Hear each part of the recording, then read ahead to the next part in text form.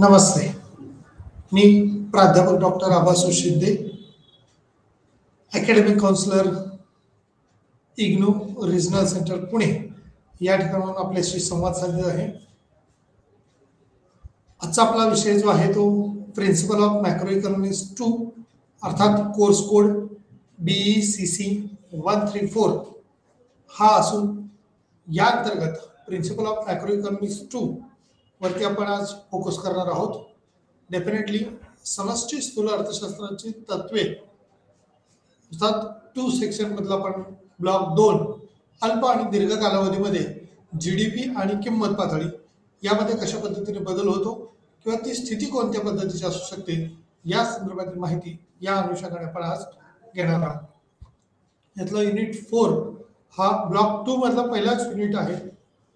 एकूण मागणी किंवा ॲग्रिगेट डिमांड ही कशा पद्धतीने असू शकते किंवा एकूण मागणीच IS आणि LM वक्राच्या नंतर आपल्याला हा भाग फार महत्त्वाचा ठरतो, कारण मागणीवरती त्याचा काय परिणाम होतो त्या अनुषंगाने गुंतवणूक कशा पद्धतीने झालेली असते आणि एकूण बाजारपेठेतली मागणी ज्या ज्या पद्धतीने प्रभावित होईल त्या त्या पद्धतीने उत्पादनामध्ये वाढ होणं किंवा उत्पादन वाढणं हे अपेक्षित असल्याचं आपल्याला म्हणता येऊ शकतं. त्यामुळे प्रिन्सिपल ऑफ मॅक्रो इकॉनॉमिक्स 2 याच्यामध्ये समष्टी किंवा स्थूल अर्थशास्त्राची जी तत्व आहेत त्यामध्ये अल्प कालावधीत आणि दीर्घ कालावधीमध्ये प्राइस किंवा किमतीच्या दृष्टीनं झालेले बदल हा आपल्याला अपेक्षित आहे. एकूण मागणी किंवा ॲग्रिगेट डिमांड जे आहे ते ॲग्रिगेट डिमांड कशा पद्धतीने कार्यान्वित होते किंवा मागणीवरचा प्रभाव कशा पद्धतीने अर्थव्यवस्थेवर असल्याचा दिसून येतो, त्यानुसार किंमत पातळी कमी किंवा जास्त प्राइस इलेस्टिसिटी आपण म्हणू शकतो, किंमत लवचिकता ही कशा पद्धतीची असेल हे आपल्याला म्हणता येऊ शकेल किंवा पाहता येऊ शकेल. त्या अनुषंगाने वर आपल्याला ॲग्रिगेट डिमांड ही कन्सेप्ट किंवा एकूण मागणी त्याचा प्रभाव लिमिटेशन्स ऑफ सॅम्पल केन्सियन मॉडेल असं म्हणले, म्हणजे साध्या केन्सियन मॉडेलच्या ज्या मर्यादा आहेत त्या कोणत्या कोणत्या आहेत किंवा कशा पद्धतीच्या आहेत. एकूण मागणीचा वक्र किंवा प्रभाव त्याचा आपण म्हणूया केन्सियन जो कर्व आहे तो कशा पद्धतीचा आहे, ॲग्रिगेट डिमांड कर्व त्याला म्हटलंय. त्यानंतर त्याच्यातलाच एकूण मागणी वक्र ज्याच्यामध्ये आपण म्हणूया derivation of aggregate demand curve कशा पद्धतीने काढला जाऊ शकतो. डेरिव्हेशन म्हणजे पुन्हा एकूणाचा संबंध येतोय. Derivation of aggregate demand curve एकूण मागणी वक्र, त्याचबरोबर एकूण मागणी वक्राचा उतार, त्या ठिकाणी slope of the aggregate demand curve त्याचा उतार कशा पद्धतीने आहे, डावीकडून उजवीकडे आहे किंवा खालच्या बाजूला स्थानांतरित झालेला आहे, तो किती पातळीपर्यंत खाली जाऊ शकतो याच्या संदर्भातला या ठिकाणचा IS-LM वक्राच्या मॉडेलवरच्या मागणीचा प्रभाव आपल्याला असल्याचं दिसून येतं. त्याचबरोबर एकूण मागणी वक्राचा उतार हा एकूण मागणी वक्रामध्ये शिफ्ट झालेला दिसून येतो. एकूण मागणी वक्रासह गुणक विश्लेषण किंवा shift in the aggregate demand curve या ठिकाणी multiplayer analysis with aggregate demand curve हा दिलेला आहे किंवा एकूण मागणी वक्रासह गुणक किंवा त्या अनुषंगाने असणारा विश्लेषणात्मक भाग या टॉपिकमध्ये आपल्याला किंवा या युनिटमध्ये आपल्याला पाहणं अपेक्षित ठरणार आहे. त्याच अनुषंगाने एकूण मागणी वक्राचा जसं की derivation of aggregate demand curve म्हटले तशा पद्धतीनं slope of the aggregate demand curve त्याचा उतार कशा पद्धतीने आहे आणि त्याचबरोबर या ठिकाणी shift in the aggregate demand curve एकूण मागणी वक्राचा मध्ये शिफ्ट कशा पद्धतीने झालेलं आहे, स्थानांतर कसं झालं, shift in the aggregate demand जे आहे ते कशा पद्धतीने आहे. त्या ठिकाणी डेरिव्हेशनच्या अनुषंगाने उतार किंवा जो कर्व डिमांड कर्व जो आहे तो कशा पद्धतीनं स्लोप या ठिकाणी म्हणू शकतो आपण, तो स्लोप कशा पद्धतीने येऊ शकतो किंवा किती प्रमाणात असेल ते दर्शवलेलं आहे. याच्यातून आपल्याला किंवा या युनिटमधून आपल्याला काय आउटपुट मिळणार आहे किंवा काय शिकायला मिळणार आहे ऑब्जेक्टिव्हच्या अनुषंगाने जर पाहिलं तर आपल्याला एकूण मागणी समीकरण ओळखता येऊ शकतं. एकूण मागणी वक्र मागणीचं समीकरण कशा पद्धतीने आहे आणि एकूणाच्या नकारात्मक उतारासाठी जबाबदार घटकांची चर्चा या अनुषंगाने केलेली दिसेल आपल्याला. एकूणाच्या नकारात्मक उतारासाठी जबाबदार असणाऱ्या घटकांची चर्चा यात झालेली असेल. एकूण मागणी वक्रातील बदलामागील कारणे स्पष्ट करा, त्याच अनुषंगाने कोणती कोणती कारणं किंवा कशा पद्धतीनं एकूण मागणी या ठिकाणी दिसून येते. एकूण मागणीच्या अनुषंगाने नकारात्मक उतार असेल किंवा त्या अनुषंगाने बदलामागील मागणीचे कारण स्पष्ट करण्याच्या अनुषंगाने असेल. एकूण मागणी वक्रातील बदल हा गुणकाच्या मदतीने स्पष्ट करता येऊ शकतो किंवा तशा पद्धतीने गुणक परिणाम म्हणजे किती पटीनं मागणीमधला बदल हा होऊ शकतो किंवा कशा पद्धतीनं IS आणि LM याच्यातलं शेड्यूलच्या मदतीनं बदल होऊ शकतो ते आपल्याला दिसून येऊ शकेल. याच अनुषंगाने इंट्रोडक्टरी पार्टमध्ये आपण बघताना निश्चितपणे मागणी ब्लॉकमध्ये किंवा मागणीमध्ये असणारी आपण IS आणि LM वक्र बद्दल जो शिकलो आहे किंवा जे सूचित करतात अनुक्रमे वस्तूच्या बाजारपेठेत आणि मनी मार्केटमध्ये समतोल ओळखण्यासाठी दोन्ही बाजारातील एकाच वेळी समतोल कशा पद्धतीने होऊ शकतो किंवा एकत्र मार्केट काय स्थिती असेल आणि IS आणि LM वक्र यांच्या परस्पर संवादामुळे आपल्याला या अनुषंगाने माहिती घेता येऊ शकते किंवा शोधण्यात मदत झाली आहे. आउटपुट आणि किमतीची समतोल पातळी लक्षात ठेवा. त्याच अनुषंगाने किंमत पातळी गृहीत धरली आहे. त्याचबरोबर एकूण मागणी ED वक्र यासह मिळू शकते किंवा त्याची किमती लवचिकता ठेवून IS आणि LM विश्लेषणाची मदत ही मदतीची स्थिती किंवा उतार त्या अनुषंगाने एकूण मागणी वक्रातील बदलावर हा प्रभाव पाडू शकतो किंवा त्याच्या प्रभावित परिणाम हेच देखील घेता येऊ शकतात. त्यामुळे मागणी ब्लॉकमध्ये आपण IS आणि LM वक्र हा बदल किंवा शिकलो आहे. त्याचबरोबर अनुक्रमे वस्तूच्या बाजारपेठेत मागणी किती प्रमाणात असू शकते किंवा कशा पद्धतीनं त्याचा प्रभाव पाडू शकते ते IS आणि LMच्या अनुषंगाने या वक्राच्या उद्दिष्टांच्या अनुषंगाने आपल्याला जे बदल होतात ते निश्चितपणे दिसेल. म्हणजे डिमांड कशा पद्धतीने प्रभावित होते त्याच्या अनुषंगाने किमती किती परिणाम करू शकतात ते देखील या अनुषंगाने आपल्याला माहिती होणार आहे. त्याच्यामुळे त्याची किंमत लवचिकता ठेवून IS आणि LM विश्लेषणाची मदत ही निश्चितपणे झालेली दिसते. त्याचा उतार आणि एकूण मागणी वक्रातील बदलावर देखील त्याची चर्चा किंवा त्याचा परिणाम हा झालेला दिसून येतो. त्याचबरोबर साध्या केन्सियन मॉडेलच्या काही लिमिटेशन्स जर आपण बघितलं केन्सच्या सिद्धांताच्या मर्यादा काय आहेत तर केन्सने असा युक्तिवाद केला की क्षमता कमी झाल्यामुळे महामंदी आलेली आहे किंवा येत नसते क्षमता कमी झाल्यामुळे. कारण केन्सियन मॉडेल ज्यावेळेला आपण पाहतो त्यावेळेला प्रभावी मागणीचं तत्व त्यांनी मांडलेलं आहे आणि केन्सचं असं म्हणणं आहे की जे उत्पादन करतानाच मुळात ज्याला मागणी आहे अशाच पद्धतीचं उत्पादन त्या ठिकाणी करणं अपेक्षित आहे. केन्सने अशा पद्धतीचं उत्पादन जर बाजारपेठेत असेल तर त्या ठिकाणी बेकारी बेरोजगारी येऊ शकत नाही अशी मांडणी केलेली आहे. त्यामुळे केन्सने असं युक्तिवाद केला की क्षमता कमी झाल्यामुळे महामंदी आली नाही तर वस्तूचा पुरवठा करण्यासाठीची अर्थव्यवस्था जी मजुरांच्या प्रमाणात अवलंबून असते भौतिक भांडवल किंवा तंत्रज्ञान त्यांनी असं युक्तिवाद केला की अर्थव्यवस्था अनेकदा कमी उत्पादन करते त्यांच्या पूर्ण क्षमतेपेक्षा अशी घसरण होत नाही किंवा तांत्रिकदृष्ट्या अधिक उत्पादन करणे हे देखील अशक्य आहे. त्यामुळं सद्यस्थितीचा असा विचार करता या मॉडेलच्या अनुषंगाने केन्सने जो युक्तिवाद केलेला आहे त्या पद्धतीनुसार प्रभावी मागणी त्यांनी विचारात घेतलेली आहे. परंतु बाजारपेठेमध्ये महामंदीची स्थिती ही येणारच नाही किंवा होऊ शकणार नाही. कालांतराने देखील ज्या वस्तूची डिमांड आहे ज्याचा प्रभाव आहे तेवढंच त्याचं उत्पादन करणं अपेक्षित आहे. म्हणजे पुरवठा त्या पद्धतीने बदलेल किंवा पुरवठा तशा पद्धतीने करणं अपेक्षित आहे असं त्या ठिकाणी मांडलेलं आहे. त्यामुळे केन्सने असं युक्तिवाद केलेला आहे की त्या ठिकाणी महामंदीची स्थिती येणार नाही. त्यामुळे वस्तूचा पुरवठा करण्यासाठीची एकूण अर्थव्यवस्थेची स्थिती एकूण बदललेलं स्वरूप मजुरांच्या प्रमाणात असलेलं प्रमाण त्या मजुरावरती बेकारी बेरोजगारीची स्थिती जी आहे ते येणार नाही. त्यामुळे निश्चितपणे अर्थव्यवस्था एका चांगल्या स्थितीत कार्यान्वित होईल किंवा कार्य करेल अशी एक अवस्था आपण म्हणूया केन्स यांनी मांडलेली दिसते.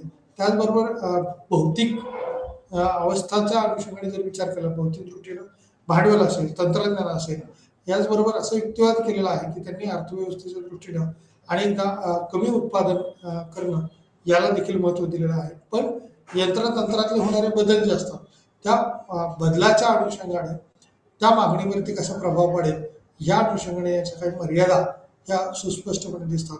पूर्ण क्षमतेपेक्षा अशी घसरण होणार नाही कारण तांत्रिकदृष्ट्या अधिक उत्पादन करणे हे देखील त्या ठिकाणी महत्त्वाचं ठरू शकेल. त्यामुळे केन्सने असं युक्तिवाद केला की क्षमता कमी झाल्यामुळे महामंदी आली नाही तर वस्तूचा पुरवठा करण्यासाठीची अर्थव्यवस्था जी मजुरांच्या प्रमाणात अवलंबून असते भौतिक भांडवल किंवा तंत्रज्ञान त्यांनी असा युक्तिवाद केला की अर्थव्यवस्था या अनेकदा कमी उत्पादन करते त्यांच्या पूर्ण क्षमतेपेक्षा अशी घसरण नाही, कारण तांत्रिकदृष्ट्या अधिक उत्पादन करणे हे अशक्य आहे. तंत्रज्ञानाच्या दृष्टीने जेवढं उत्पादन जास्त होईल तेवढाच त्याच्यावर भर दिला जातो. परंतु या ठिकाणी केन्सला असं मानले की ते घसरण जर करायचे नसेल किंवा अर्थव्यवस्थेची मागणी घटवायची नसेल तर त्या अनुषंगाने तंत्रज्ञानाचा अधिक पुरवठा देखील शक्य नाही किंवा केला जाऊ नये. जशा पद्धतीने मागणी आहे त्याच अनुषंगाने त्याची पुरवठा करणं अपेक्षित असते. त्यामुळे तांत्रिकदृष्ट्या अधिक उत्पादन करणे हे देखील विचारात घ्यावं लागतं. त्याचबरोबर विद्यमान कामगार आणि मशीन जे ॲक्च्युअली वर्कर्स आहेत ते कामगार कोणत्या कोणत्या आपण म्हणूया की त्यांची स्थिती जी असेल, मग आपण एका बाजूला आपण IT क्षेत्रात देखील म्हणू शकतो, इंडस्ट्रीयल सेक्टर देखील म्हणू शकतो आणि ॲग्रिकल्चर सेक्टर देखील म्हणू शकतो. त्या तिन्ही क्षेत्रात असणारे जे काही कामगार आहेत आणि त्याच्याबरोबर असणारे टेक्नॉलॉजी आहे, मशीन असेल, त्यांच्यामध्ये अभावामुळे असं झाले आहे की संपूर्ण अर्थव्यवस्थेत मागणी अपुरी ठरते. कंपन्यांना उत्पादनासाठी प्रोत्साहन मिळते. वस्तू आणि सेवांना मागणी नसल्याने कंपन्या त्यांचे उत्पादन हे कमी करतात. केन्सने असा युक्तिवाद केला की GDPची पातळीमध्ये अर्थव्यवस्था ही मुख्यत्वे अर्थव्यवस्थेच्या संभाव्यतेद्वारे निर्धारित केली जात नाही.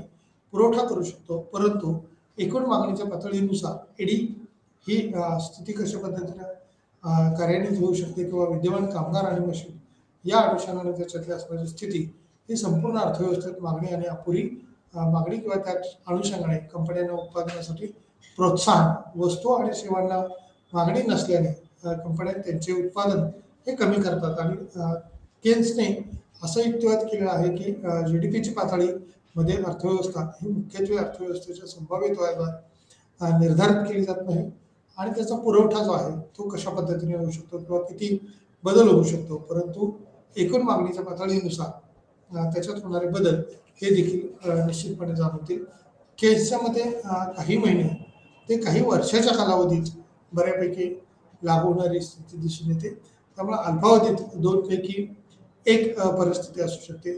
अनेक कंपन्या अनुभवू शकतात मंदीच्या काळात त्यांच्या उत्पादनाची मागणी ही कमी आणि जास्त होत असते. त्याचबरोबर अशी मागणी आर्थिक काळात कंपन्यांना पुरेसे उत्पादन करण्यात अडचण येते. मागणी संपूर्णपणे सांगू शकत नाही किंवा ती मागणी किती असेल, कशा पद्धतीचं असेल, कोणत्या वस्तूसाठीची मागणी असेल, या संदर्भातला निश्चित अंदाज हा दीर्घकालातला येऊ शकत नाही. परंतु अल्पकालावधीमध्ये जी मागणी होत असते त्या अनुषंगाने पुरवठाही आपल्याला जास्त वाढवता येत नाही. त्यामुळे पुरवठ्यालाही काही मर्यादा अल्पकाळात येतात, परंतु दीर्घकाळात आपल्याला पुरवठा वाढवता येऊ शकतो. दीर्घकाळात ती मशीन टेक्नॉलॉजी डेव्हलप झाल्यानंतर हवा तेवढा पुरवठा हा उत्पादक करू शकतो किंवा त्या ठिकाणची गुंतवणूक मर्यादा जी आहे ती तशा पद्धतीने वाढू शकते. त्यामुळे ISचा जो भाग आहे गुंतवणुकीच्या अनुषंगाने, एसच्या अनुषंगाने, सेव्हिंगच्या अनुषंगाने जो विचार करता त्या ठिकाणची स्थिती ही दीर्घकाळात बदललेली असेल. त्यामुळे अशी मागणी आर्थिक काळात कंपन्यांना पुरेसे उत्पादन करण्यात हे अडचणी ठरतात किंवा तशा पद्धतीने त्याच्यात बदल झालेले दिसतील. त्याचबरोबर अशी मागणी किंवा एकूणच असणारा मागणी पूर्ण करणारा संपूर्णपणे जो घटक आहे तो केन्सच्या मते कशा पद्धतीचा असेल, अल्पावधीतली असणारी दोन स्थिती यात काही बदल होऊ शकेल का, तो किती प्रमाणात कशा पद्धतीने बदल होईल आणि कंपन्या अनुभवू शकतात किंवा मंदीच्या काळात त्यांच्या उत्पादनाची मागणी आणि त्याचबरोबर ती कमी किंवा जास्त होत असते आणि अशी मागणी ही आर्थिक काळात कंपन्यांना पुरेसे उत्पादन करण्यात ह्या अडचणी ठरतात. त्यामुळे मागणी आणि पुरवठ्याच्या अनुषंगाने विचार करता केन्सनं मांडलेल्या या ठिकाणचं विधान हे अल्पकालावधीत दोनपैकी एकाच परिस्थिती हे निश्चित करू शकतात. म्हणजे हवा तेवढा पुरवठाही करू शकत नाहीत किंवा जशी मागणी अल्पकालावधीत वाढेल असं सांगता येत नाही. त्यामुळं त्याचं उत्पादन करताना मर्यादा येतात. त्याच पद्धतीने दीर्घकाळात देखील स्थिती ही बदललेली दिसते. त्यामुळं एकूण मागणी वक्र या अनुषंगाने हे समजून घेणे महत्त्वाचे आहे की एकूण मागणी वक्र हा कशा पद्धतीचा आहे किंवा नाही. अर्थव्यवस्थेतील सर्व बाजार मागणी वक्राची बेरीज त्याच्यात केली जाते किंवा बाजार मागणी वक्राच्या बेरजेच्या अनुषंगाने त्याची मागणी ही निश्चितपणे होऊ शकते. त्यामुळे समजून घेण्यासारखी बाब किंवा समजून घेण्याची स्थिती हे एकूण मागणी वक्र नाही, तर अर्थव्यवस्थेतील सर्व बाजार मागणी वक्राची स्थिती बेरीज त्या अनुषंगाने महत्वाचा भाग असू शकतो. त्यामुळे एकूण मागणी वक्र उत्पन्न ही साधे किंवा केन्सियन मॉडेल, त्या मॉडेलमध्ये 450 रेषेतील किंवा 450 छेदन बिंदूच्या किंवा आपण त्या ठिकाणी जशा पद्धतीने म्हणतो त्याच अनुषंगाने एकूण खर्च C+I+G ने आउटपुटची समतोल पातळी जी आहे ती निर्धारित केलेली दिसते. या समतोल पातळीच्याच अनुषंगाने सी कन्झम्पशन असेल, इन्व्हेस्टमेंट असेल किंवा जी फॉर गव्हर्नमेंटच्या अनुषंगाने असेल, ही आउटपुट समतोल पातळी ही निर्धारित केली जाते. किंमत पातळी स्थिर आहे त्यामुळे एकूण खर्चाचा अर्थ हा वास्तविक खर्चाशी संबंधित होतो. समजा किंमत पातळी पी मध्ये वाढ झाली आहे, ज्याचा परिणाम म्हणून पैशाची मागणी वाढते, परिणामी पैशाची मागणी वक्र कशा पद्धतीने किंवा सरकते आणि योग्य यामुळे विद्यमान व्याजदरावर पैशाची जास्त मागणी होते. समजा किंमत पातळीमध्ये वाढ झाली आहे, ज्याचा परिणाम म्हणून पैशाची मागणी वाढते, परिणामी पैशाची मागणी वक्र सरकते योग्य आणि यामुळे विद्यमान व्याजदरावर पैशाची जास्त मागणी होते. साधे केन्सियन मॉडेल, त्या मॉडेलमध्ये 450 रेषेतील छेदनबिंदू आणि एकूण खर्च C+I+G ने आउटपुटची समतोल पातळी जी आहे ते निर्धारित केलेले आहे. किंमत पातळी आणि त्या स्थिर पातळीच्या अनुषंगाने त्यामुळे एकूण खर्चाचा अर्थ हा देखील बदलतो. वास्तविक खर्च, समजा किंमत पातळी मध्ये वाढ झाली आहे, ज्याचा परिणाम म्हणून पैशाची मागणी वाढते, परिणामी पैशाची मागणी वक्र कशा पद्धतीने वाढते, सरकते योग्य आणि यामुळे विद्यमान व्याजदरावर पैशाचा जास्त प्रभाव किंवा पैशाची मागणी ही वाढतच असल्याचे आपल्याला दिसून येत असते. त्यामुळे एकूण मागणी वक्र, उत्पन्न मागणी वक्र, साधे केन्सियन मॉडेल या अनुषंगाने त्याच्यात झालेले बदल हे आपल्याला प्रकर्षाने जाणवतील. आउटपुट वाय वाढल्यास पैशाची मागणी वक्र वर सरकते. बरोबर वरील बाबीचा अर्थ असा आहे की व्याजदरात वाढ झाली आहे, मध्ये घट झाल्यास उलट प्रक्रिया होते आणि त्या अनुषंगाने पैशाची मागणी वक्र हा उजवीकडे, की ज्यामुळे व्याजदरात वाढ होते. अशा प्रकारे आपण म्हणू शकतो की वाय स्थिर स्थितीसह पी मध्ये वाढ होते, म्हणजे प्राइस लेवलमध्ये वाढ होते. उत्पन्न स्थिर असताना किंमत पातळीत वाढ झाल्यामुळे पैशाची मागणी बदलते आणि त्याचा वक्र हा उजवीकडे स्थानांतरित झालेला असतो. म्हणजे उत्पन्न कायम असताना ज्यावेळेला किंमत वाढत जाते, प्राइस लेवल चेंज होत जाते, त्यावेळेला पैशाला असणारी मागणी देखील वाढलेली असते किंवा बदललेली असते. कारण वाय हा उत्पन्न पातळी तर स्थिर आहे, परंतु बाजारपेठेतल्या किमती बदललेल्या असतील, त्या अनुषंगाने प्राइस लेवलच्या मध्ये झालेल्या बदलामुळे आउटपुट जो आहे तो देखील आपल्याला बदललेला दिसून येतो. या डायग्रामच्या अनुषंगाने खरं तर सुस्पष्टपणे आपल्याला या derivation of the aggregate demand curve तो चांगल्या पद्धतीने आपल्याला समजून यायला मदत होऊ शकते. त्याबरोबर या डेरिव्हेशन कर्वच्या अनुषंगाने जो भाग सांगितलेला आहे तो इंटरेस्ट रेट जो आहे, या इंटरेस्ट रेटच्या अनुषंगाने ॲग्रीगेट एक्सपेन्शन आणि इंटरेस्ट रेट कशा पद्धतीने आहे. इंटरेस्ट रेट अँड ॲग्रीगेट एक्सपेन्शन्स जे आहेत ते ज्या पद्धतीने मनी M plain investment aggregate output जे आहे ते बदललेलं दिसून येते आपल्याला. यम पहिल्या ज्या अवस्थेमध्ये किंवा पहिली डायग्राम जे आहे त्याच्यामध्ये MD किंवा M0D अशा पद्धतीचा M1D, M0D आणि R0 किंवा R1 ही प्राइस लेवल जे आहे इंटरेस्ट रेटच्या अनुषंगाने म्हटलेलं आहे. त्यामुळे त्याची असणारी मनी मल्टिप्लिकेशन्स कशा पद्धतीने येतील, त्याचे इंटरेस्ट रेट कशा पद्धतीने बदलतील. इंटरेस्ट रेटमध्ये जर वाढ झालेली असेल तर अर्थव्यवस्थेतला पैसा हा इन्व्हेस्टमेंटच्या अनुषंगाने म्हणजे मनी इन्व्हेस्टमेंटच्या अनुषंगाने, आणि जर इंटरेस्ट रेट कमी झालेले असतील, व्याजाचे दर कमी झाले असतील तर त्या ठिकाणी वस्तू, गुड्स अँड सर्व्हिसेस प्रोडक्शनमधला इन्व्हेस्टमेंट जे आहे ती त्या ठिकाणची वाढलेली दिसेल. त्यामुळं डेरिव्हेशन जे आहे, एकूण मागणी किंवा डिमांड कर्व जो आहे तो तशा पद्धतीनं बदलेला असेल. या दुसऱ्या आकृतीमध्ये आय हा डावीकडून उजवीकडे खाली येत जाणारा वक्र दिसतोय, म्हणजे प्लॅन इन्व्हेस्टमेंट जी आहे ती इथं आलेली दिसते. त्याच अनुषंगाने या ठिकाणी आपल्याला जो वक्र दर्शवलेला आहे 45 अंशाचा कोन आपण म्हणूया, जो मागे या ठिकाणी 45 अंशाचा वक्र जो आहे तो रेषेतील छेदनबिंदू आणि एकूण मागणी वक्र त्या ठिकाणी C+I+G आणि आउटपुट किंवा त्या ठिकाणचे उत्पादन दर्शवलेलं दिसून येतो. म्हणजे उत्पन्नात होणारी वाढ ही C+I+G अशी दर्शवलेली आहे. त्याच अनुषंगाने 445 अंशाचा कोन हा मध्यभागातून किंवा केंद्रबिंदूतून गेलेला दिसतो. OY अक्षावरती किंवा OY1 Y2 या ठिकाणी Y0 पासून रिवर्स Y1 पर्यंत किंवा मायनस झाले आपल्याला दिसून येऊ शकतो. म्हणजे त्या ठिकाणची समतोल पातळी जी आहे ती CI+G हा वरच्या बाजूचा असणारा समतोल म्हणजेच Y0 याच्यावरती असणारा C+I+G हा जो कर्व आहे 45 अंशाचा तो जास्तीचं किंमत पातळी किंवा ॲग्रिगेट एक्सपेन्सेस जो आहे तो जास्त झालेला दिसतोय. परंतु तेवढ्याच प्रमाणात समजा कमी एक्सपेन्सेस केला तर त्या अनुषंगाने तो वक्र खाली सरकलेला दिसतो. त्यामुळे पहिल्या स्थितीत आणि दुसऱ्या स्थितीत झालेला बदल हा या ठिकाणी सुस्पष्टपणे आपल्याला समजून येऊ शकतो. त्याचबरोबर the increase in rule will lead to a decrease in planned investment from 10 to 11. म्हणजे या ठिकाणी 10 ते 11ची किंवा I1 इन्व्हेस्टमेंट जे आहे या I1 त्या अनुषंगाने as a result aggregate demand will decrease from CI या ठिकाणचा I+G आणि या ठिकाणी C+I व I1 +G म्हणजे त्या ठिकाणचे कन्झम्पशन असेल, इन्व्हेस्टमेंटच्या अनुषंगाने असेल किंवा जीच्या अनुषंगाने असेल. Consequently, the equilibrium output will decrease from y is equal to 1. This figure is clear 4.1 म्हणजे 4.1 या आकृतीमध्ये आपल्याला या संदर्भातली माहिती किंवा डायग्राम्स त्या ठिकाणी दिलेले आहे.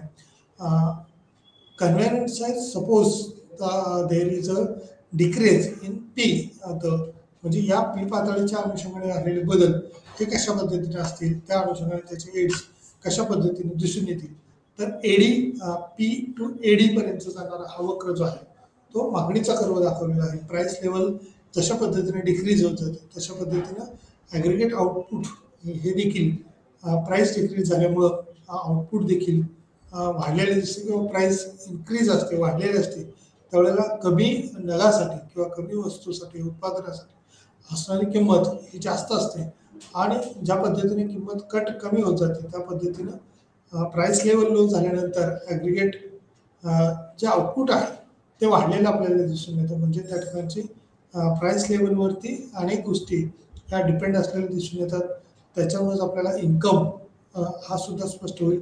We have established that there is a negative relationship between the price and aggregate output income Y. This relationship is called the aggregate demand AD curve. It is important to remember that we have taken the policy verbal GT and MS to be fixed त्या ठिकाणी fix त्या ठिकाणची माहिती जी आहे ती दिलेली आपल्याला दिसून येते. त्यामुळे प्राइस लेवल जे आहे ती किती पद्धतीने किंवा कशा पद्धतीने वाढलेली आपल्याला दिसून येईल. इंटरेस्ट रेट किंवा प्राइस लेवल जे आहे if we repeat this for various level of price then we get a number of points indicating the intersection between price and output. If we join together this point, we get the aggregate demand curve. So the aggregate demand curve, aggregate demand curve is a downward sloping, showing that it overall price level increase, the total output in the economy falls, and vice versa. You should also not to all the points. या ठिकाणच्या diagrams ज्या सांगितलेल्या आहेत LM1 असेल, LM2 असेल, E1 आणि E2, IS आणि AD याचा जो वक्र आहे तो अशा पद्धतीने या ठिकाणी दर्शवलेला आपल्याला निश्चितपणे दिसून येतोय. त्यामुळं एकूण मागणी वक्राची उत्पन्न मागणी वक्र हा कशा पद्धतीने असेल, किती प्रमाणात असेल, तो त्या डायग्रामच्या अनुषंगाने किंवा 45 अंशाचा कोन जो आहे तो त्या ठिकाणी दर्शवलेला आपल्याला दिसून येतो. त्यामुळं याच्यातला असणारा बदल हा एडी वक्र कशा पद्धतीने आहे, त्याच्यातला कार्यान्वित होणारी स्थिती ही E2 किंवा E1 LM2 LM1 हा कर्व या ठिकाणी दाखवलेला आपल्याला दिसून येतो. त्याचबरोबर हा एकूण मागणीचा डेरिव्हेटिव्ह जशा पद्धतीने आहे, एकूण मागणी कर्व, एकूण मागणी वक्राचा उतार हा आत्ताच या ठिकाणी दिसून जो येतो Y आणि P मध्ये नकारात्मक संबंध आणि एकूण आहे किंवा मागणी एडी वक्र हा उतार खालच्या दिशेने झालेला दिसून येतो. त्याचबरोबर नाममात्र पैशाच्या किंवा दिलेल्या पातळीसाठी पुरवठा M2 किंवा त्या अनुषंगाने उच्च किमती म्हणजे कमी वास्तविक पैशाचा पुरवठा हा झालेला दिसून येतो.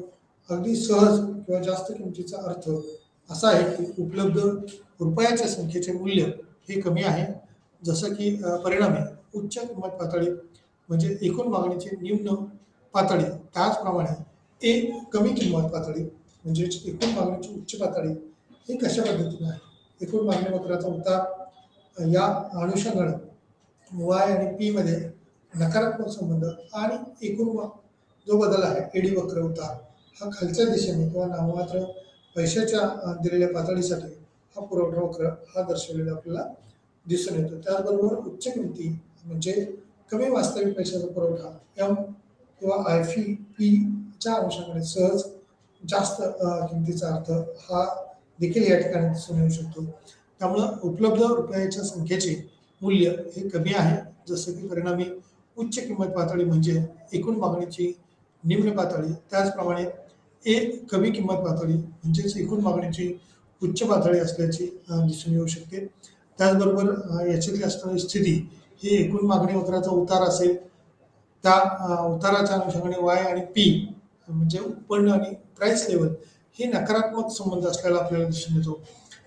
ज्या पद्धतीनं उत्पन्न वाढत जातं त्याच अनुषंगाने प्राइस किंवा उत्पादन आपण म्हणूया, उत्पादन आउटपुट म्हणलं त्या ठिकाणी, आउटपुट जे आहे इन्कम किंवा आउटपुट जो आहे तो ज्या पद्धतीने वाढत जाईल त्याच पद्धतीने प्राइस लेवल वाढेल असं होतं.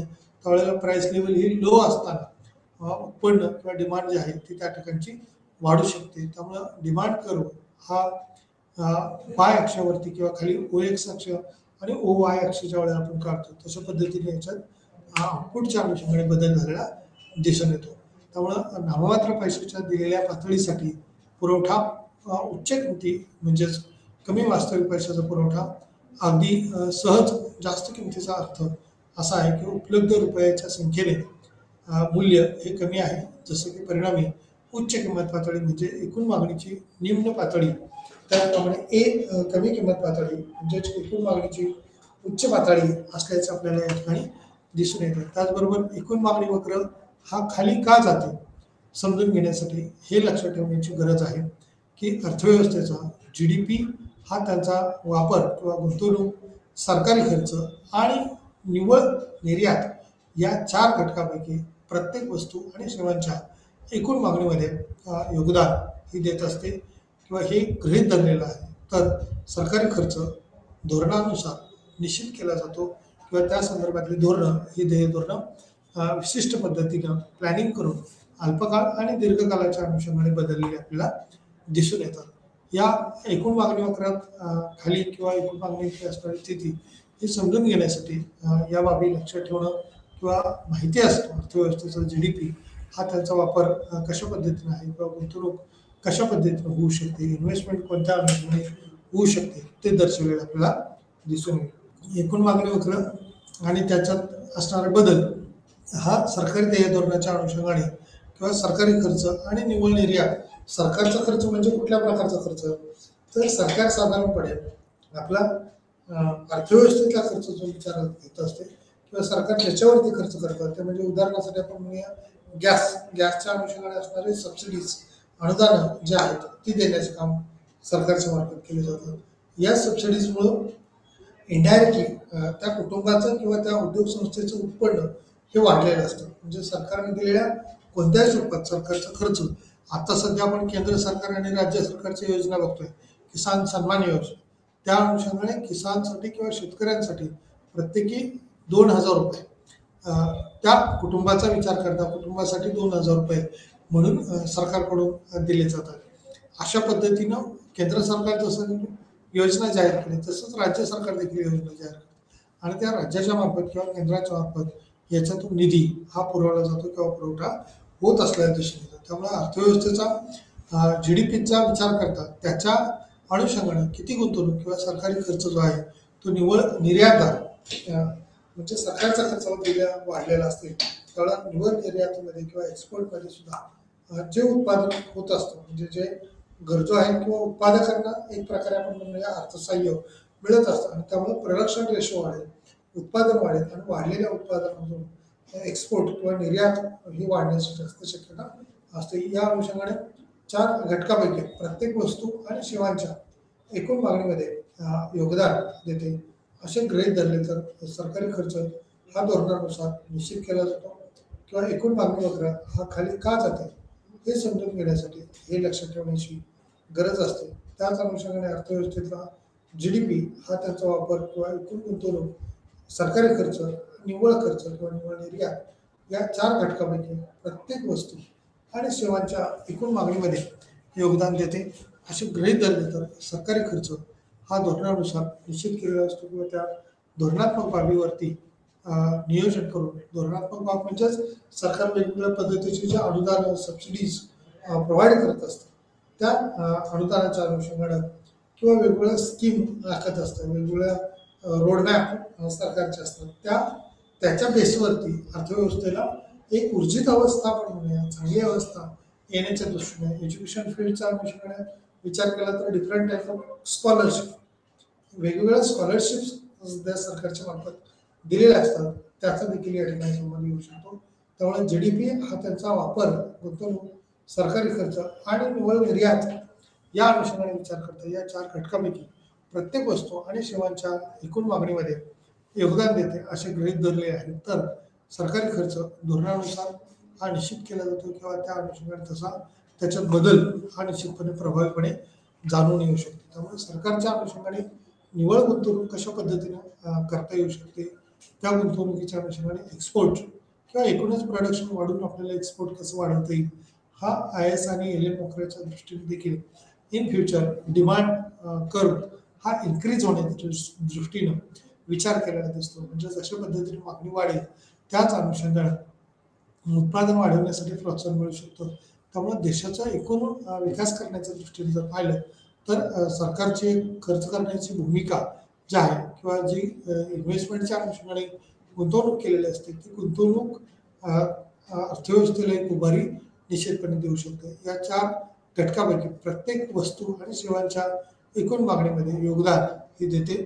त्याच अनुषंगाने सरकारी खर्च धोरणानुसार हा निश्चित केलेला आपल्याला दिसून येतो. इतर 3 घटक ज्या खर्चावर उपभोग, गुंतवणूक आणि निव्वळ निर्यात ही अवलंबून असते. आर्थिक परिस्थिती आणि विशेषतः किंमत पातळीवर करणे किंवा त्या अनुषंगाने बदल होणं, मागणी केलेल्या वस्तू आणि सेवांच्या प्रमाणात किंमत पातळी ही कशी प्रभावित करते किंवा किंमत पातळी आणि वापर या अनुषंगाने देखील विचार होऊ शकतो. किंमत पातळी आणि गुंतवणूक, किंमत पातळी आणि निव्वळ निर्यात ही कशा पद्धतीने वाढेल, किती वाढेल, इतर 3 घटक ज्या खर्चावर उपभोग, गुंतवणूक आणि निव्वळ निर्यात अवलंबून असते. आर्थिक परिस्थिती आणि विशेषतः किंमत पातळीवर करणे आवश्यक ठरते. मागणी केलेल्या वस्तू आणि सेवांच्या प्रमाणात किंमत पातळी कशी प्रभावित करता येईल त्या अनुषंगाने असणारे बदल, किंमत पातळी आणि त्याच्यातला वापर हा आपल्याला पाहणं किंवा या 3 बाबी किंमत पातळी आणि त्याचा वापर, किंमत पातळी आणि गुंतवणूक, किंमत पातळी आणि निव्वळ निर्यात एक्सपोर्ट या 3 घटकावर खर्चावर उपभोग, गुंतवणूक आणि निव्वळ निर्यात ही प्रामुख्याने अवलंबून असल्याचे आपल्याला दिसून येते. म्हणजेच मागणी केलेल्या वस्तू आणि सेवांच्या प्रमाणात जो बदल होईल, किती प्रमाणात बदल होईल तो आपल्याला बघावा लागेल. याच्या प्रभावाच्या अनुषंगाने एकूण मागणी आणि एकूण पुरवठ्याचा उतार हा कशा पद्धतीनं डेरिव्हेट होतो किंवा खालच्या बाजूला आपण उतारलेला किंवा स्लोप झालेला दिसून येतो ते आपल्याला पाहावं लागेल. या इतर 3 घटकामध्ये प्राइस लेवल हा कॉन्स्टंट आहे म्हणजे त्याचा यूज जसं म्हटलंय, इन्व्हेस्टमेंट म्हटलंय आणि एक्सपोर्ट नेट एक्सपोर्ट म्हटले ती कशा पद्धतीने असेल ते देखील पाहणं महत्त्वाचं ठरेल. त्यामुळे एकूण मागणी वक्रामध्ये शिफ्ट हे लक्षात ठेवणे महत्त्वाचे आहे की एकूण मागणी वक्र हा होल्डिंग च्या अनुषंगाने त्याच्या बागायती क्षेत्राच्या अनुषंगाने आपण म्हणूया, उत्पादकतेच्या अनुषंगाने म्हणूया, हाय होल्डिंग आपण ज्यावेळेला म्हणतो ती किती असू शकेल त्या अनुषंगाने प्राइस लेवल ही किंमत पातळी वगळता इतर गोष्टी समान आहेत. त्यामुळे किंमत पातळी ही बदल ठरतो. एडी वक्र बाजूने हालचाल, दुसरीकडे जर त्यात बदल झाला असेल तर दुसरा घटक एडी वक्र काढताना आम्ही स्थिर असल्याचे गृहीत धरले. एडी वक्रामध्ये एक शिफ्ट किंवा त्या अनुषंगाने त्याच्यातले बदल हे देखील दिसून येतील. त्यामुळे एकूण मागणी वक्रामध्ये असणारी स्थिती ही महत्त्वाची आहे. एकूण मागणी वक्र होल्डिंग त्याच अनुषंगाने किंमत पातळी वगळता इतर गोष्टी ह्या समान आहेत का किंवा त्यामुळे किंमत पातळी ही बदल ठरतो किंवा बदललेल्या स्थितीत यात किती बदल होईल, कशा पद्धतीने बदल होईल ते दर्शवलेलं आहे. एडी 1 एडी 2 त्यामुळे OP1 एडी 2 एडी 1 या प्राइस लेवल ज्या आहेत त्या कशा बदलतील. P1 P2 0 एडी 1 इन्कम आणि आउटपुट जे panel A B shifts in aggregate demand curve जो आहे तो कशा पद्धतीने आहे. इन फिगर्समध्ये 4.4 we have shown 2 types of shifts in the AD curve. In panel we describe a situation where the aggregate demand curve shifts to the right from AD1. या ठिकाणचा AD1 चा जो वक्र आहे तो शिफ्ट 2 या ठिकाणी झालेला दिसतो किंवा टू AD1 टू AD2 पर्यंत शिफ्ट केलेला दिसतो. Hair at each level of P याचा जो P1 आहे तो P1 च्या मध्ये सुद्धा बदल होत गेलेला दिसतो. द इक्विलिब्रियम आउटपुट Y हा Y इक्विलिब्रियम जो आहे तो कशा पद्धतीने Y is higher in panel B. On the other hand the AD curve shifts to the left from AD1 to AD2. In this case there is decrease in the equilibrium output at each price level. म्हणजे त्याची प्रत्येकाची किंमत कशा पद्धतीने बदललेली आहे त्या price लेवलमध्ये कशा पद्धतीने बदल होतो त्या अनुषंगाने या ठिकाणचा AD2 किंवा AD1 हा वक्र त्या अनुषंगाने डावीकडून उजवीकडे खाली उतरताना परंतु कमी किंवा जास्त समाधान देणारा पॅनल B च्या अनुषंगाने विचार करता तो हाय प्राइसला जास्तीचं समाधान देणारा दिसतो. परंतु लो प्राइसच्या अनुषंगाने जर पाहिलं तर त्या ठिकाणी लो म्हणजे अगदी किंवा प्राइस हिअर इज कॉन्स्टंट म्हणजे किंमत स्थिर असताना सुद्धा असणारी इन्कम उत्पन्नात झालेल्या बदलामुळे त्या ठिकाणचा उच्चतर स्तर हा प्राइस लेवल P पासून P2 असेल किंवा त्याच्यावरची पातळी जी आहे ती आपल्याला गाठताना demand curve AD1 AD2 AD2 AD1 अशा पातळीवरती बदल झालेला आपल्याला पॅनल A आणि पॅनल B च्या अनुषंगाने किंवा आकृती A आणि B मध्ये झालेला दिसून येतो आपल्याला. त्याच अनुषंगाने आकृती 4.4 चा रेफरन्स आपण ज्या वेळेला घेतो त्या अनुषंगाने त्या प्रकरणाच्या अनुषंगाने चर्चा करता मागणी बदलतात किंवा मागणीबद्दलचा वक्र हा दिसून येतो. त्याच अनुषंगाने असणारी गुंतवणूक किती प्रमाणात असावी, कशा पद्धतीने असावी, गुंतवणूक किती प्रमाणात आपल्याला जास्त करता येऊ शकते किंवा या गुंतवणुकीवरती प्रभाव हा दीर्घकालीन वक्र हा निश्चितपणे टाकत असतो. त्यामुळं दीर्घकाळात असणारी गुंतवणूक कशा पद्धतीची असेल ती अल्पकाळात तेवढी गुंतवणूक असेलच असं होत नाही, परंतु अल्पकाळातली असणारी गुंतवणूक ही अल्पकाळात बेनिफिट्स किंवा त्या अनुषंगाने असणाऱ्या उपभोगाच्या दृष्टीने विचार करता ती बदलणारी असावी. सरकारी खर्च, सरकारच्या अनुषंगाने होणारा खर्च हा वेगवेगळ्या पातळीला असू शकतो. त्यामुळे सरकारी खर्च, कर, निव्वळ निर्यात या अनुषंगाने सुद्धा या बाबी दिसून येऊ शकतात. त्यामुळे पैशाचा पुरवठा वक्र आकृतीच्या अनुषंगाने झालेला बदल त्यात काही स्थिती किंवा काही स्थित्यंतर हे बदललेले दिसतात. संदर्भ घेऊन काही प्रकरणाच्या अनुषंगाने चर्चा या जी एकूण मागणी वक्रात किंवा त्याच्यात झालेला बदल हा देखील दिसून येऊ शकतो. त्यामुळे गुंतवणूक, उपभोग, सरकारी खर्च, कर, निव्वळ निर्यात, पैशाचा पुरवठा या सर्व बाबींचा विचार करता here English in investment, consumption, government government expenditure, सरकारचा जो खर्च आहे त्याला म्हटलंय, अँड टॅक्सेस किंवा वेगवेगळ्या प्रकारचे कर असतील, नेट एक्सपोर्ट्स निव्वळ निर्यात किती आहे, आणि मनी सप्लाय पैशाचा पुरवठा. कारण without money supply is not possible to any type of work and demand and production, it is not possible. म्हणजे कुठलाही उत्पादनाचा खर्च जो आहे तो पैशाच्या पुरवठ्याशिवाय शक्य होऊ शकत नाही. त्यामुळे पैशाचा पुरवठा करणं याही दृष्टीनं या 4.4च्या अनुषंगानं तो किती वाढू शकेल, कशा पद्धतीने वाढू शकेल, आणि तो एकूणच मागणीवर प्रभाव पडू शकतो का, ते या ठिकाणी दर्शवलेलं आहे. आयएस आणि एलएम वक्र वरचा प्रभाव टाकणारे जे बहुतेक घटक आहेत ते समाविष्ट याच्यात केलेले आहेत. किंमत पातळी हा एलएम वक्र प्रभावित करते, पण त्याचाच परिणाम होणार नाही. किंवा एडी वक्रामध्ये शिफ्ट त्याऐवजी पी मध्ये बदल केल्याने एडीच्या बाजूने हालचाल होईल. त्याच एडी बदलाच्या अनुषंगाने होणारी हालचाल ही दर्शवलेली आहे. त्याचबरोबर एकूणासह गुणक विश्लेषण किंवा मागणी वक्र हा सर्वसाधारणपणे स्वायत्त एकूण खर्चातील कोणताही बदल हा एकूण खर्च बदलतो. मागणी वक्र किंवा शिफ्टची रक्कम हा नेहमी स्वायत्त किंवा एकूण खर्चाच्या गुणाकाराच्या बदलाच्या बरोबरीचे असते. गुणक प्रभाव म्हणजे खर्चात वाढ होऊ शकते, या कल्पनेचा संदर्भ या ठिकाणी दिलेला आहे. राष्ट्रीय उत्पन्नात आणखी वाढ करण्यासाठी स्वायत्त किंवा एकूण खर्चातील वाढ ही एडी वक्राकडे हलवली जाते. दुसरीकडे स्वायत्त किंवा एकूण खर्चातील कपात ही देखील बदललेली दिसते. त्यामुळे एकूणासह गुणक विश्लेषण, गुणक मीन्स मल्टिप्लिकेशन, त्या मल्टिप्लिकेशनच्या अनुषंगाने किती पटीने म्हणजे एखाद्या ठिकाणची केलेली मागणी वक्र हा सर्वसाधारणपणे स्वायत्त खर्चातील कोणताही बदल हा एकूण खर्च बदलतो. मागणी वक्राची शिफ्ट किंवा ती स्थिती बदललेली असते, त्यामुळे नेहमी स्वायत्त हा एकूण घटक झालेला दिसून येतो. एकूण खर्चाच्या गुणाकाराच्या बदलाच्या बरोबरीची असते आणि एकूण प्रभाव हा त्या अनुषंगाने झालेला दिसतो. त्यामुळं खर्चात वाढ होऊ शकते. या कल्पनेचा संदर्भ हा देताना राष्ट्रीय उत्पन्नात आणखी वाढ करण्यासाठी स्वायत्त किंवा एकूण खर्चातील वाढ ही देखील दिसून येईल. त्याचबरोबर दुसरीकडे स्वायत्त किंवा एकूण खर्चातील कपात हा घटक किती बदललेला असेल, कशा पद्धतीने बदल तो दर्शवलेला आहे.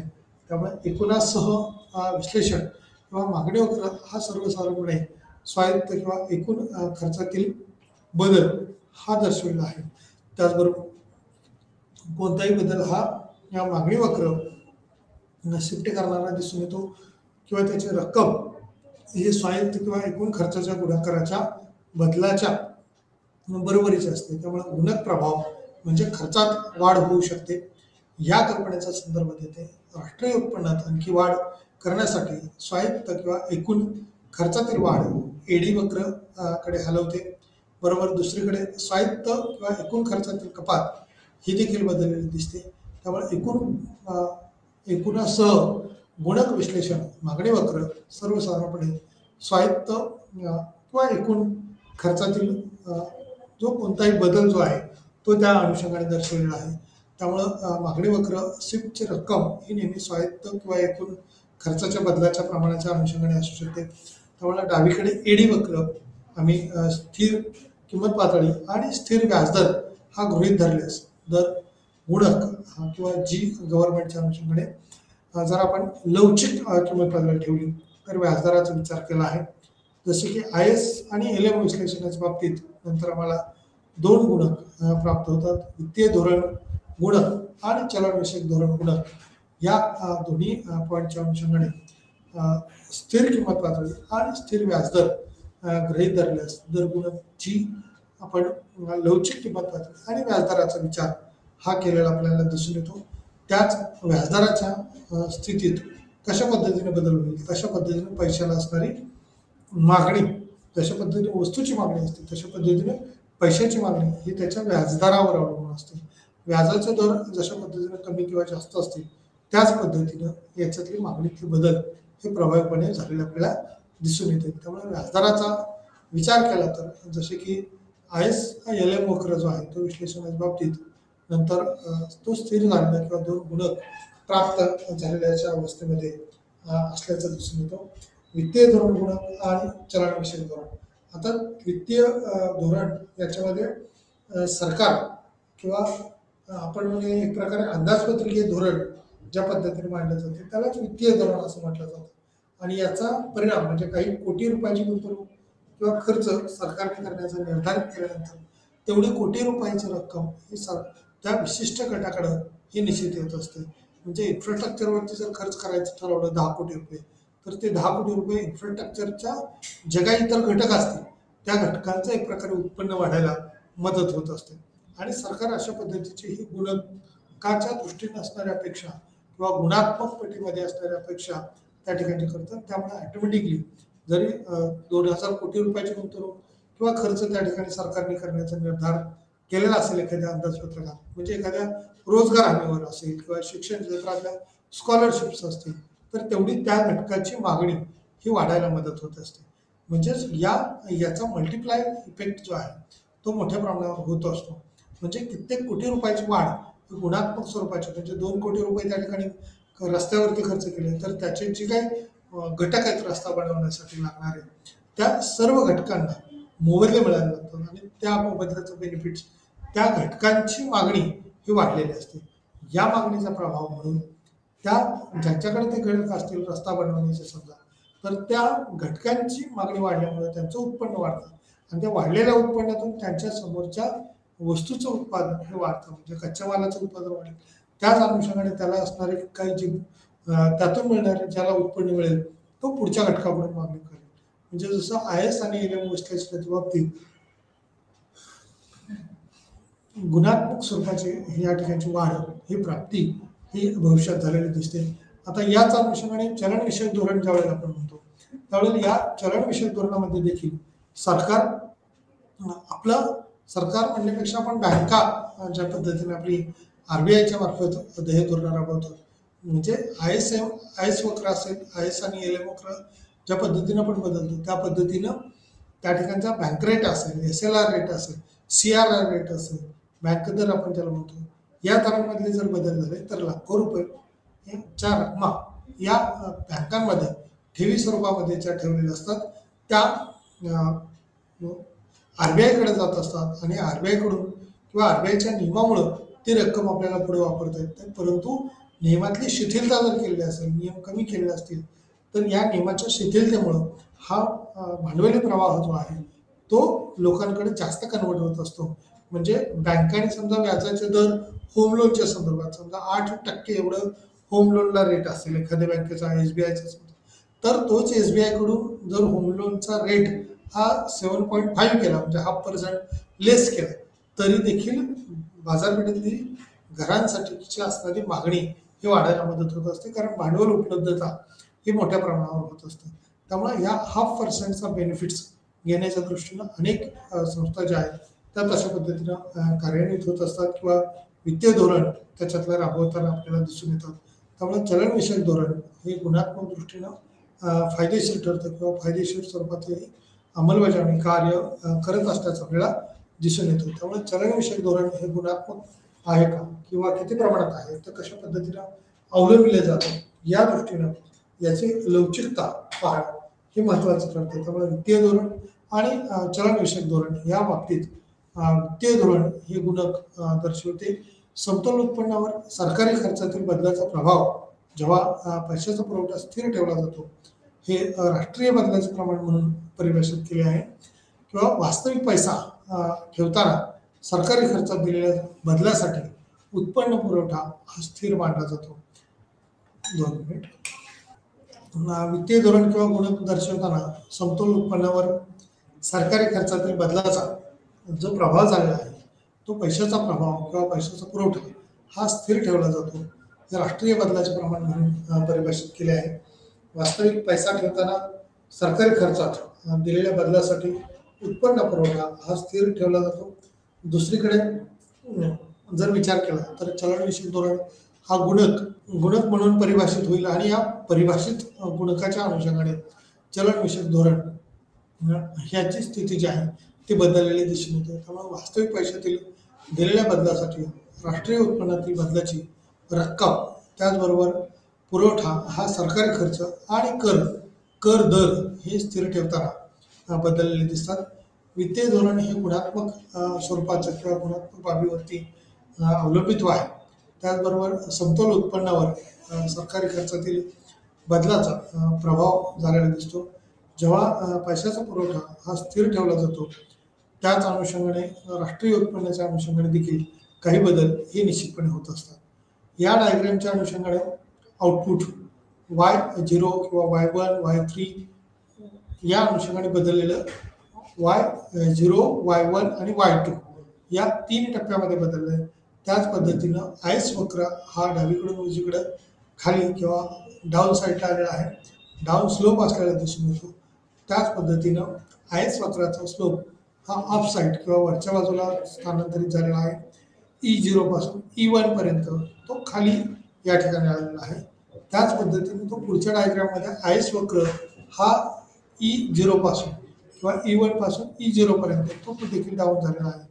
आणि त्याच अनुषंगाने त्याची असणारी इंटरेस्ट रेट, व्याजाचा दर जो आहे तो डाऊन झालेला आहे. तो खाली पहिल्या स्टेपमध्ये खाली झालेला आहे, दुसऱ्या स्टेपमध्ये तो वाढलेला आपल्याला दिसून येतो. म्हणजे या चारही आकृत्या ज्या वेळेला आपण व्यवस्थित पाहू त्यावेळेला आपल्याला निदर्शनास येईल की या डायग्रामच्या अनुषंगाने आयस आणि एलएम वक्राचा मागणी कर्व कशा पद्धतीने प्रभावित होतो किंवा मागणीतला बदल हा झालेला दिसून येतो. त्यामुळे E0, E1 या अनुषंगाने एलएम, IS1, IS0 या E1 आणि Y1 या अनुषंगाने AD किंवा AD0 या स्थानांतरण आपण म्हणूया झालेले बदल आउटपुटच्या अनुषंगाने, इन्कमच्या अनुषंगाने हे सुस्पष्टपणे दिसून येतात किंवा दिसून यायला मदत होते. आयएस आणि एलएम द्वारे शास्त्रीय आणि केन्सियन पदावर जाणून घेऊ शकतो किंवा त्याचं मॉडेल एलएम वक्रमध्ये शास्त्रीय आणि केन्सियन श्रेणी ही दर्शवते. गृहीत धरून की अर्थव्यवस्था ही Y1 वर कार्यरत आहे, एलएम वक्र असीमित आहे, Y1 वर लवचिक. जर सरकार विस्तारात्मक वित्तीय धोरण राबवत असेल तर म्हणजे सरकारी खर्च वाढतो. नंतर IS1 वक्र हा IS1 वर सरकतो. व्याजदर किंवा त्या अनुषंगाने असणारा उत्पन्न पातळीच्या अनुषंगाने असेल जवळपास कोणतीही वाढ ही झालेली नाही, परंतु उत्पन्नाची पातळी ही वाढली आहे. त्याचबरोबर Y1 ते Y1च्या अनुषंगाने पुरेसा निष्क्रिय पैसा असल्यामुळे आता या ठिकाणचा निष्क्रिय पैशाच्या अनुषंगाने म्हणजे साठवलेला किंवा संग्रहित असणारा जो मनी असतो त्या अनुषंगाने निष्क्रिय पैसा आपण म्हणू शकतो की ज्याची गुंतवणूक इन्व्हेस्टमेंटच्या अनुषंगाने कशा पद्धतीने वाढेल, किती प्रमाणात वाढेल ते त्या ठिकाणी दर्शवलं जाऊ शकतं. त्यामुळे उत्पन्नाची पातळी वाढली आहे. त्या उत्पन्न पातळीच्या अनुषंगाने किती बदल होतील, कशा पद्धतीने बदल होतील ते निश्चित आपल्याला समजून येऊ शकतात. त्यामुळे Y1 वर लवचिकता आहे किंवा ISM आणि LMच्या अनुषंगाने शास्त्रीय आणि केन्सियन पदावर पद्धतीच्या अनुषंगाने जाणून घेणं हे महत्त्वाचं ठरू शकतं. याच अर्थव्यवस्थेत उपलब्ध ही केन्सियन श्रेणी आहे, कारण व्यक्ती अ मध्ये आहेत तरलता सापळ्याची स्थिती, रोख पैसा बाळगण्याची देखील वृत्ती किंवा रोख पैसा बाळगणं याच्यामध्ये सुद्धा, कारण सट्टेबाज नेहमी असा विचार करत असतात की आपण रोख पैसा बाळगूया. या रोख पैशाच्या अनुषंगाने असणारी स्थिती याच्यामुळे सुद्धा अर्थव्यवस्थेवर परिणाम होत असतो, मागणी पुरवठ्यावर त्याचा परिणाम होत असतो. कारण हे प्रमाण ज्या वेळेला वाढेल त्यावेळेला रोख पैसा बाजारपेठेत असेल तर बाजारपेठेतल्या किमती हे वाढलेल्या असतात, परंतु त्याच्यातूनही प्रॉफिट मिळवणाऱ्याचं प्रमाण, नफा कमवण्याची इच्छाशक्ती ही जास्त असणाऱ्याचं दिसून येते. त्यामुळे चलनविषयक धोरण हे कुचकामी तशा ठिकाणी ठरतं. त्यामुळे सरकारने आर्थिक उपाययोजना कराव्यात किंवा आर्थिक दृष्टीने उपाययोजना करणं हे अपेक्षित असतं. त्यामुळे आर्थिक दृष्टीने उपाययोजनेमध्ये कर आकारणं, सरकार वेगवेगळ्या प्रकारचे टॅक्सेस हे आकारत असतं. म्हणजे त्या ठिकाणी डायरेक्ट टॅक्स असतील, इनडायरेक्ट टॅक्स असतील, या टॅक्समध्ये किंवा कर रूपामध्ये बदल करणं, वाढ करणं हे या ठिकाणी अपेक्षित होऊ शकते. त्यामुळे अर्थव्यवस्थेत असणारी एकूण स्थिती ही कशी असेल, ती कोणत्या अवस्थेत बदलती किंवा बदलली जाईल हे पाहणं आपल्याला महत्त्वाचं ठरू शकतं. त्यामुळं तरलता सापळ्याची स्थिती अशा परिस्थितीत चलनविषयक धोरण हे निश्चितपणे कुचकामी ठरत असतं. सरकारने आर्थिक उपाययोजना जर केल्या तर त्या दृष्टीने म्हणजे तर अनावश्यक दृष्टीने आपल्याला म्हणूया की इन्फ्लेशन कंट्रोल करायचं असेल त्या ठिकाणचा मनी सप्लाय कंट्रोल करणं हे पहिल्यांदा सरकारच्या दृष्टीने महत्त्वाचं असतं. त्याचबरोबर जिथं डिप्लेशन आहे, मंदीची स्थिती आहे, त्या ठिकाणी मनी सप्लाय वाढवणं जास्त गरजेचं असतं. त्यामुळं तिथले असणारे एकूणच डिमांड साईड जी आहे ती इन्क्रीज झालेली दिसून येते.